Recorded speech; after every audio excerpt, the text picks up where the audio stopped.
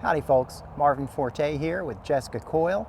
We're both on the Native Watercraft Pro team. We just picked up a couple of Native Watercraft Slayer Propel 10 LTEs over at Next Adventure, and we're going to do the initial setup on Jessica's LTE. We're going to start by installing the pedal drive system. It comes with the necessary tools, which is a series of 3 different Allen wrenches, and it's just a couple easy steps. And we're going to start by installing the Thwart Bar, which just requires you to insert it through the opening and then use one of the provided Allen wrenches to tighten the screws down.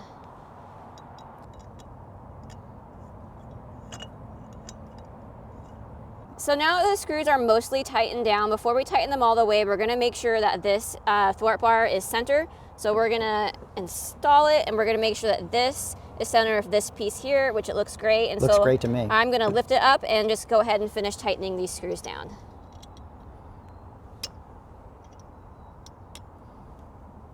So now that the Thwart Bar is secure and we know it's lined up, we're going to use the latches to make sure that the Thwart Bar is in place and it won't pop up while we're engaging the pedal drive. This is the first Native Watercraft that uses these rotary latches, and I really dig them. Okay, now we're going to install the crank arms on this Propel Drive. And I just want to talk about an issue that I see a lot when people first get their native kayak is often the crank arms are not installed properly. They're not torqued down as tight as they need to be. If you pick up a kayak from your dealer or you install them yourself and you get out on the water and you start hearing this squeak, it's like wick, wick, wick, wick. That's usually because your crank arms are not tight enough. There's a conical shaft here on the Propel Drive like this, and when you crank the bolt down on that, it's pulling the collar of that crank arm up onto that shaft, so it takes a lot of pressure. People will start turning it and it feels kind of tight, and so they say, okay, well that's tight enough, but it's not tight enough. If you've got a torque wrench, you really need to torque it to 26 foot-pounds. I've done it enough that I kind of know what it feels like when I get it tight enough. If you don't have a torque wrench, just get it really tight, but be careful not to go too tight where you strip the wrench or the bolt. So next we're going to install our crank arm, which should have the pedals already installed on them. And you need to make sure that you're putting the correct crank arm on the correct side. And so this is a little L for left and the other one have a little R for right. And it's pretty simple, it's going to slide it on. Yeah, the left and right, as if you were sitting in the kayak. Correct. And then we're going to put in the screw. It has a little bit of blue Loctite already on it. If you take your crank arms off for some reason, if you hear that squeak I was talking about and you need to reinstall it, be sure you apply some blue Loctite to those threads before you put it back in. That'll help keep it from backing off. And next we're going to tighten down the screw with the extra large Allen wrench that came with the kayak. Okay, and now we're going to put the other one on. The other thing to make sure is that your 2 crank arms are going in the opposite direction. I've seen that happen, and I've done it by mistake myself. Makes it a little weird to pedal like that. All right, so we're cranking down that bolt. Get it hand tight, and then I'll take over with this. Okay, we've got the bolt snug, and now I'm going to show you how I torque that down.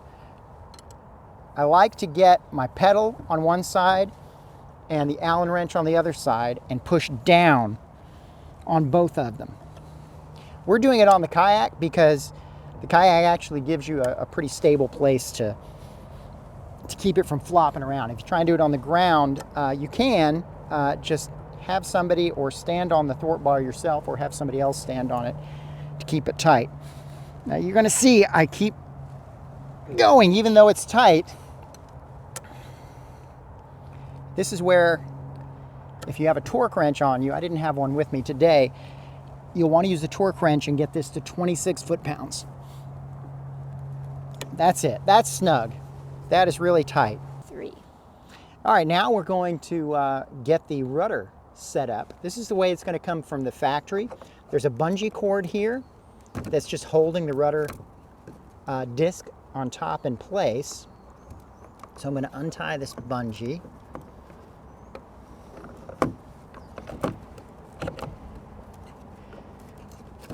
And take that out. And what you're going to find what that was tied to is this is just a piece of kayak plastic.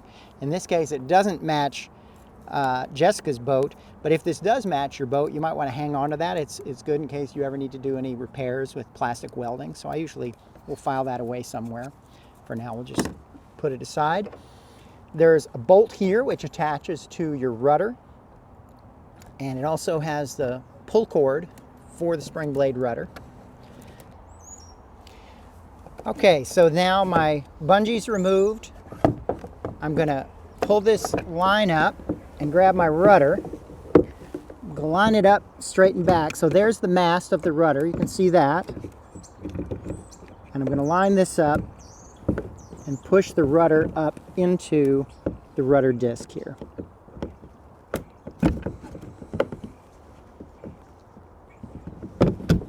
There it goes. Okay. And now I want to screw this down.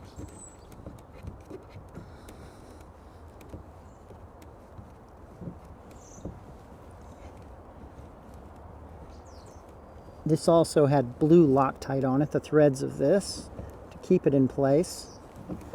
That's hand tight. And now we're just going to finish that up with a wrench to get it completely tight. All right, now we're going to get the spring installed in the Springblade here. If you'll notice, it's held together with this cotter pin, so we're going to remove that.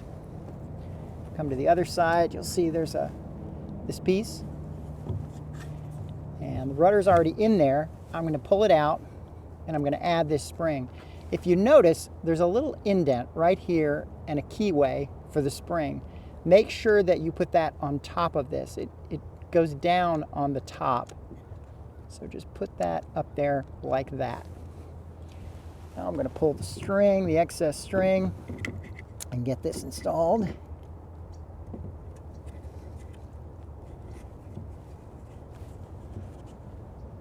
And you'll see the spring has got that centerpiece. That'll fit right inside the groove of this insert. Like that. There's also little gears on that that are it's gonna need to turn to get all the way through. There it went. And now I'm going to put my cotter pin back in. Okay, so now let's get the spring tension set for your Springblade rudder. You want enough spring tension so that when you pull your line and drop it down, you want that spring to really push the rudder down. But you don't want so much spring tension that it's very difficult to lift it up. So that's something you might want to adjust, especially the first couple of times you take the kayak out. Play with that spring tension until you get it just right. Get that sweet spot where it comes down on its own, no problem, and it's not too hard to lift. So in order to adjust this spring, what we're going to need to do, this insert, you remember how it had some gears on it. You can see them probably in the shot right there. There's some little gears on that. So you've got to push it out enough so that those gears aren't catching. And then you can take the same Allen wrench that we used for the Propel Drive, put it in there. It's marked tighten clockwise, loosen counterclockwise. Okay, so now I'm going to crank it tight clockwise a little bit, and as I'm doing that, I'm pushing on that insert to get those gears to catch. And there it goes. Okay. Push it down all the way in, like that. Come around the other side and install our cotter pin. Just like that. And now it's in place.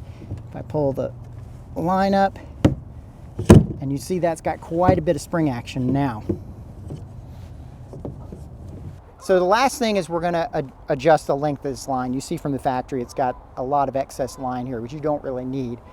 So what you want to do is pull up. Now my Springblade rudder is up, and I've locked it into place. Now what you don't want to do at this point is pull this up and make a really short little line here, because then there's not enough line for your rudder to go down. So don't make that mistake. Be sure you leave plenty of line for your rudder to go down. Now the rudder's down. So that's how I like to do, is put the rudder down and then get my line set where I want it to go. And I'll go somewhere around here. Just put a knot in that.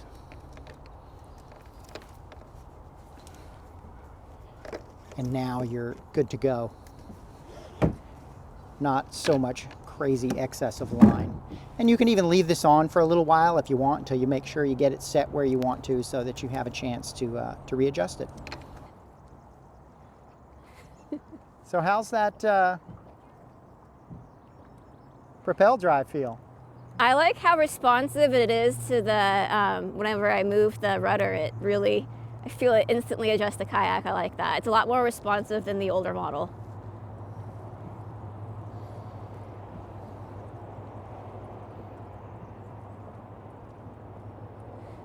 It's gonna take a little bit of getting used to. It's so pretty. It's very smooth to pedal like usual. It does track really good. Oh my gosh, it turns so sharp. Isn't that a big difference? Oh my gosh. I was not prepared for that. So Jessica, her old kayak is the Slayer Propel 10. That's and pretty she just amazing. noticed how tight the turning radius is on the LTE. This thing will turn on a dime.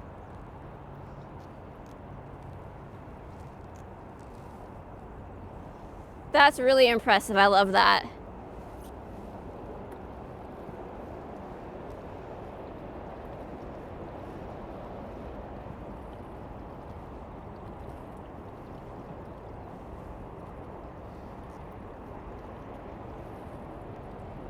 Yeah, that's turns twice as sharp as the old model. That's really impressive. I love that.